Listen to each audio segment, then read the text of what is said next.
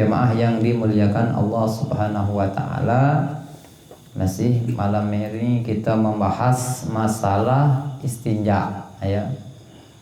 Kemarin syarat istinja, malam ini kita bahas adab saat kita buang hajat ya. Banyak sekali adab-adab yang kita abaikan ya, itu termasuk daripada sunnah Rasulullah SAW. Mudah-mudahan ketika kita tahu bisa kita amalkan, sehingga walaupun buang hajat dapat pahala sunnah, banyak pahala yang diberikan oleh Allah Subhanahu wa taala.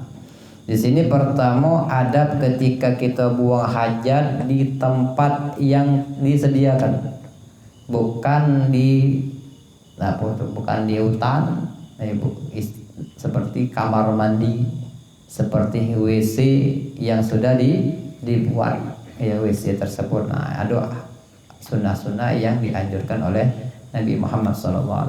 Pertama adalah lubsun na'alaini, memakai sendal. Jadi sunnah memakai sendal di kamar mandi, termasuk juga untuk menjaga dari najis ya, karena WC itu rawan najis, baik yang ada klosetnya ataupun yang tidak ada. Itu pun termasuk sunnah Nabi Muhammad Sallallahu Alaihi Wasallam.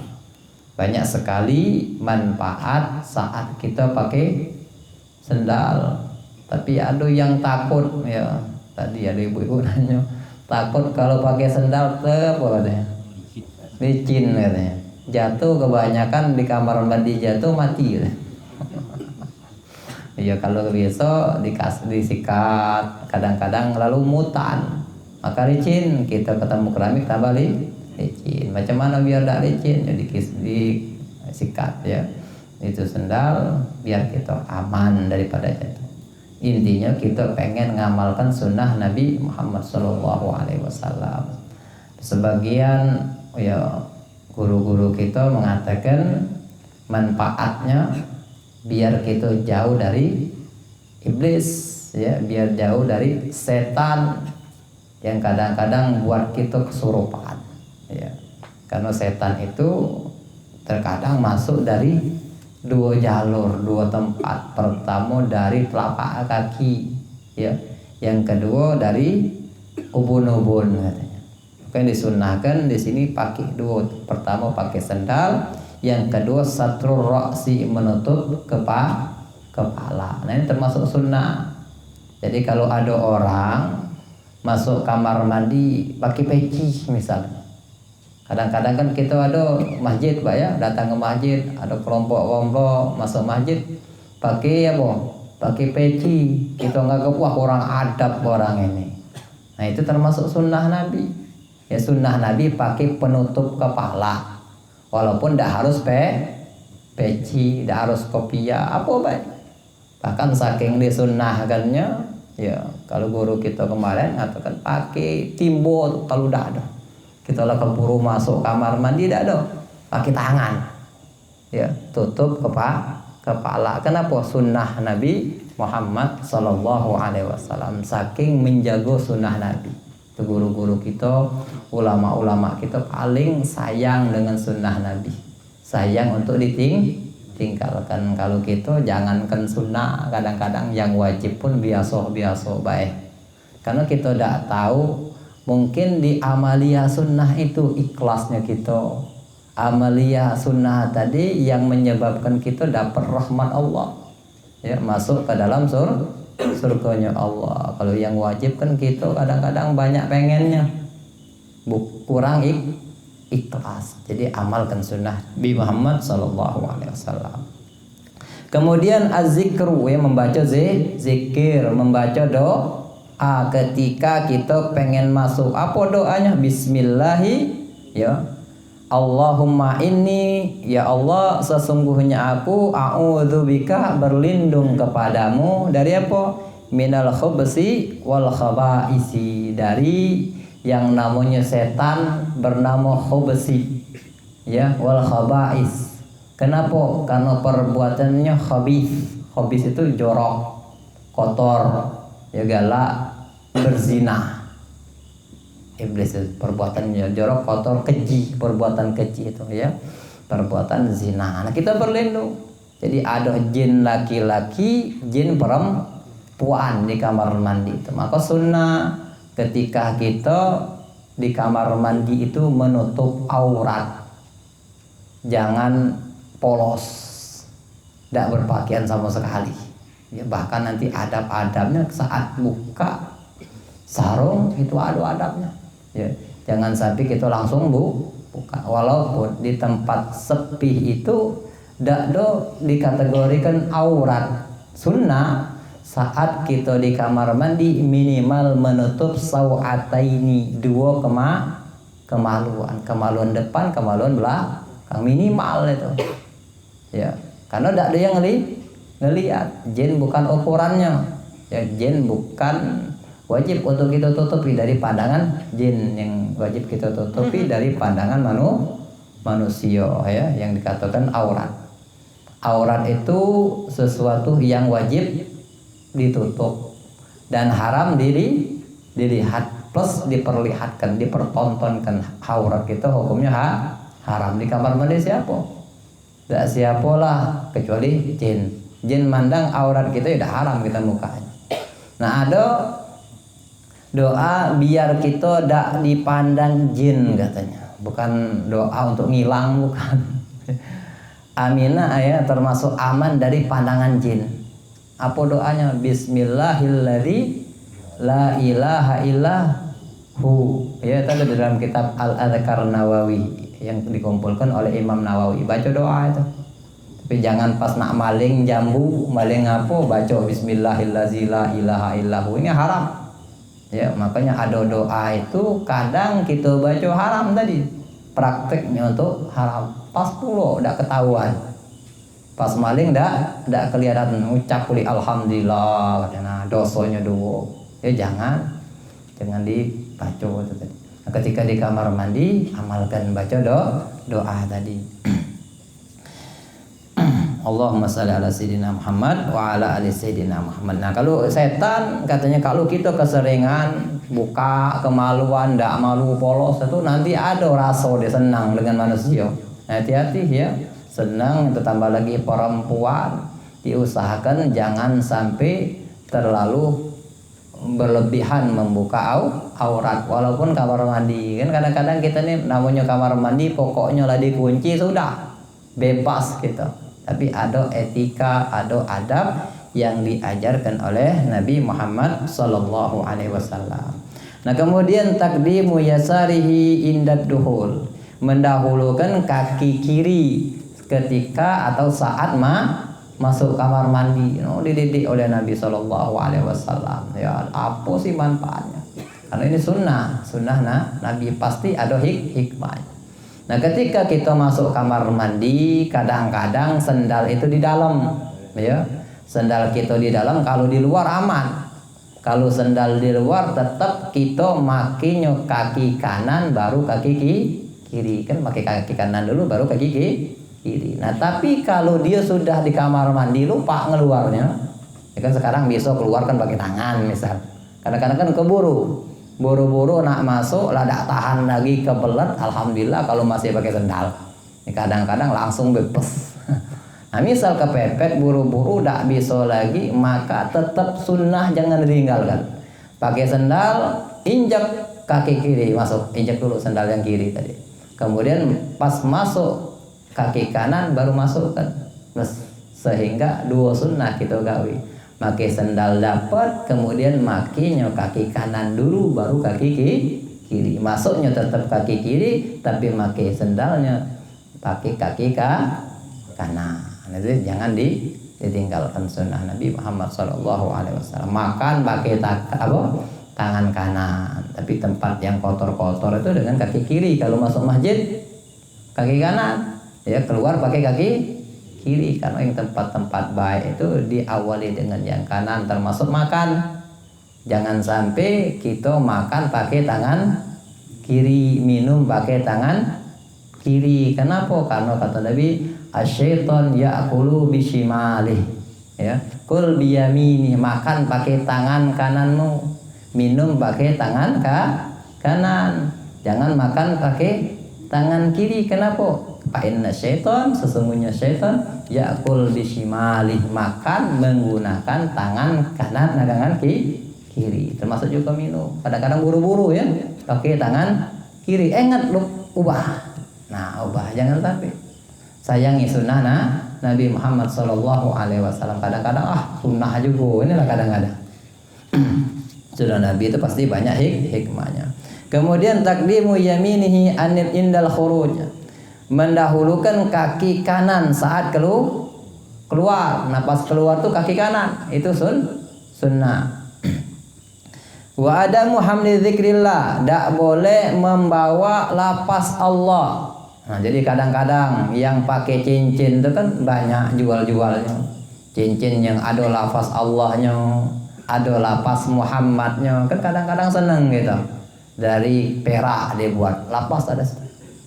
Silakan pakai cincin macam itu, tapi kalau masuk kamar mandi buka, lepas. Kenapa tidak boleh, haram membawa kalimat lafaz Allah. Termasuk lafaz Nabi, nama Nabi, ya. Atau kutub, buku-buku ilmiah, buku ilmu agama. Misal terbawah ilmu sorof, misal buku kitab sorof, tetap karena biasanya di situ diawali dengan kalimat Bismillah, Alhamdulillah. Tapi kalau buku bahasa kita, buku IPS atau IPA itu kan tidak ada lafaz Allahnya, tidak apa. Tapi kalau yang berhubungan dengan agama, tambah lagi Al-Quran. Kadang-kadang yang biasa bawa Al-Quran kecil, buku-buku wirid biasa kan santri-santri itu kelupa ya, terbawa. Maka diusahakan kalau bisa keluar dikeluarkan itu, termasuk cincin tadi. Kalau bisa keluarkan. Kalau tidak bisa minimal kita genggam. Nah, macam mana cebok ada kawan ya, tangan mana cebok. Nah, kalau bisa taruh di saku itu, kalau tidak mungkin untuk dikeluarkan. Jadi kalau solusinya kalau bisa keluar harus keluar. Tidak boleh kita langsung pindah ke sini. Kenapa? Masih mungkin untuk keluar. Tapi kalau tidak bisa sama sekali, ya, misal dompet kita kan kadang-kadang ada doanya, ada ayat-ayat Al-Qur'annya, hati-hati itu. Terdudu kadang-kadang kan. Ada gitu kadang-kadang dapat zikir. Biar apa? Biar duitnya udah putus katanya. Ya, udah putus. Tapi kalau tidak begawe putus lah. Mudah-mudahan semangat kita.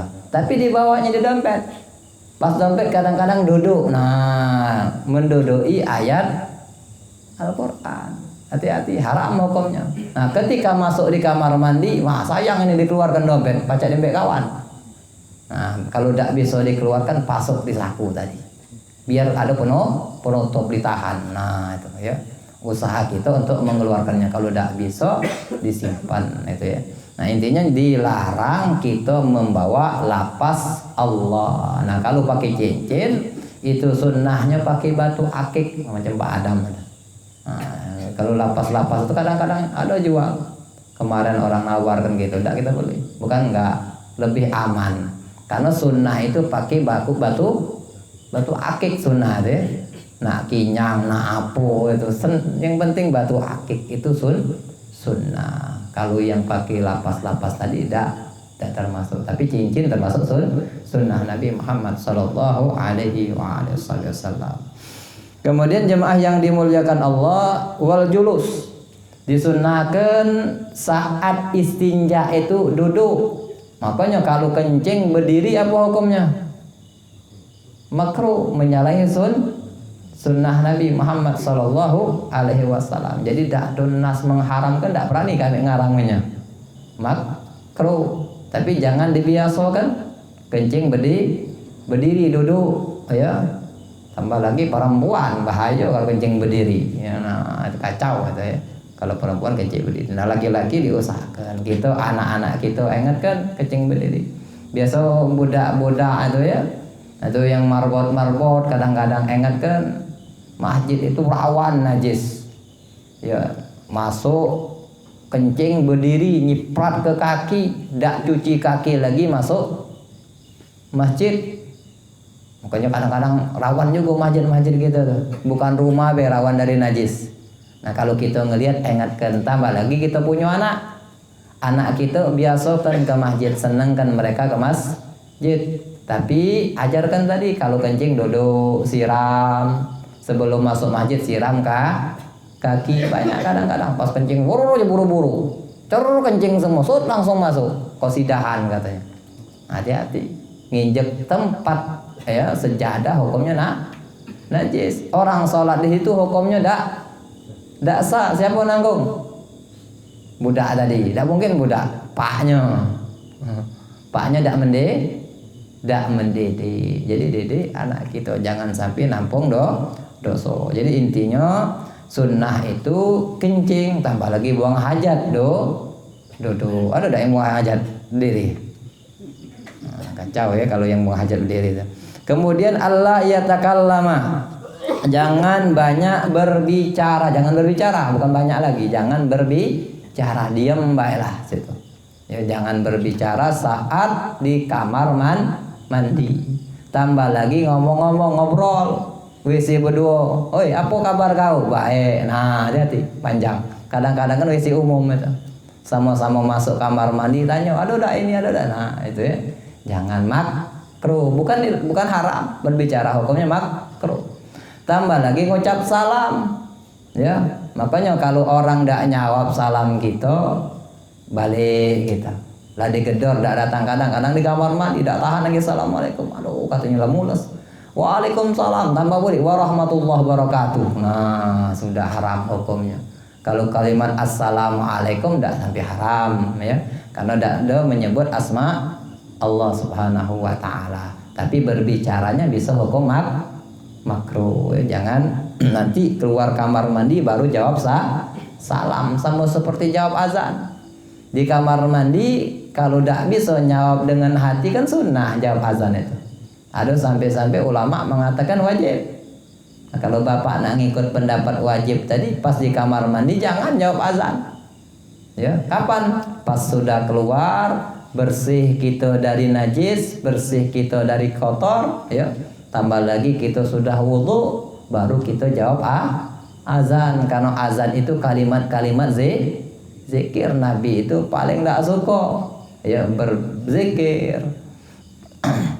Berzikir apapun bentuknya kecuali beliau dalam keadaan suci. Nah, jangan sampai lagi kotor-kotor, lagi najis-najis kita langsung jawab azan. Lagi keluar hajat Allah Akbar. Nah, jangan.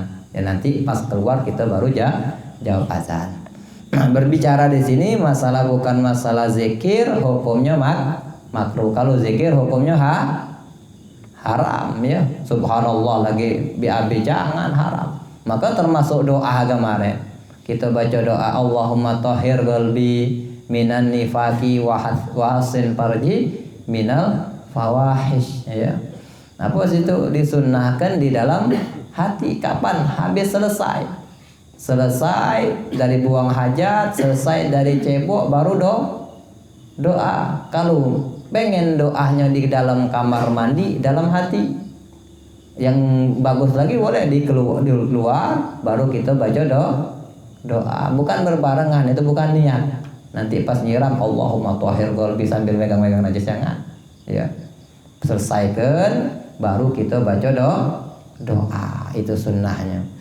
Kemudian Allah yanzura ila sama au ila farjihi au ila ma yakhruju minhu walakin yanzuru amamahu. Nah, ini termasuk adab ya.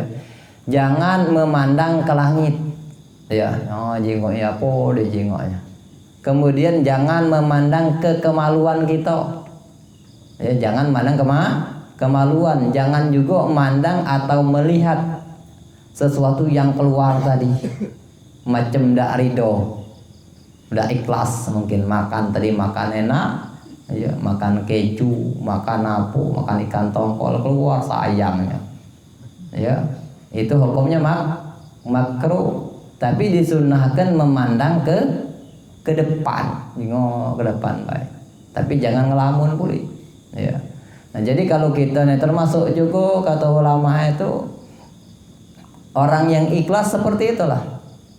Ikhlas mengeluarkan sesuatu beribadat tidak pernah ingat, ya, tidak pernah dengan kebaikan dia, ketaatan dia, ibadah dia kepada Allah Subhanahu wa taala. Macam kotoran, macam kita mengeluarkan kotoran, pernah tidak kita ingat dari mana kita makan apa yang keluarkan tadi warnanya apa, ada pernah tidak ingat? Alhamdulillah kita ikhlas mudah-mudahan. Pas buang hajat, tidak pernah kita pikirkan buang hajat berapa kali, yang keluar warnanya apa.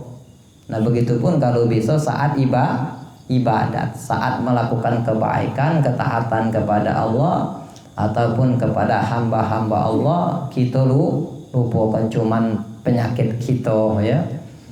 Kita kebaikan kita ingat, keburukan kita lupakan. Kalau bisa kita balik, keburukan kita ingat, kebaikan kita lupakan. Nah yang namanya kita lupakan, kita dah ingat lagi kebaikan kita, itulah ikhlas, ya. Dah mengharap apalah, semata-mata karena Allah Subhanahu wa taala ibadat. Maka dalam ibadat kita apapun bentuknya pasti diakhiri dengan kalimat lillahi ta'ala. Salat usolli fardhan maghribi fardhan lillahi ta'ala, irofil hadasil akbari irofil hadasil asghari fardhan lillahi ta'ala. Karena Allah, lidah kita ngomong karena Allah, tapi kadang-kadang hati kita karena yang lain. Nah kalau bisa kita berusaha. Kalau bapak alhamdulillah niatnya semua karena Allah, yang ngomong ini kadang-kadang linnas karena manusia, karena ini karena itu. Nah tapi kita berusaha kalau yang karena Allah istiqomahkan segala ibadah kita karena Allah. Tapi kalau yang kemarin niatnya bukan karena Allah, ada karena yang lain, karena pengen ini pengen itu, rubah, ya. Semenjak ini niat kita lillahi ta'ala, karena Allah Subhanahu wa ta'ala. Jadi jangan Pak, ya. Jadi pas kamar mandi, pas lah keluar, tidak usah dilihat.